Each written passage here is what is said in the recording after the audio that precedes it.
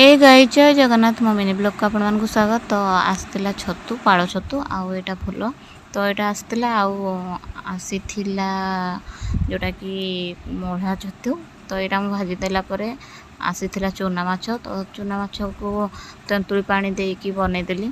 तो आपण मैंने बनती कि ना मत कमेंट सेक्शन में जनइबे। तो ये देली कि टिके खटा अंश रहिबो आ राग भी रहिबो सेटा हम देइदेली।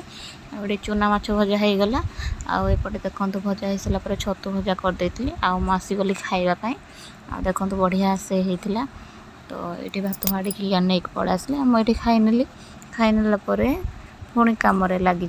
तो काम कहले कौन बास डाली करी आ छतु माछ भजा होता। तो यहाँ मुझे कौन कौन आपको देखी दूसरी मार्केट झीपाई किसी बर्थडे किसी आनी आउे ब्लाउज फ्लाउज नहीं आई। देखो ये इवनिंग रे मु बनैली पकुड़ी तो पकुड़ी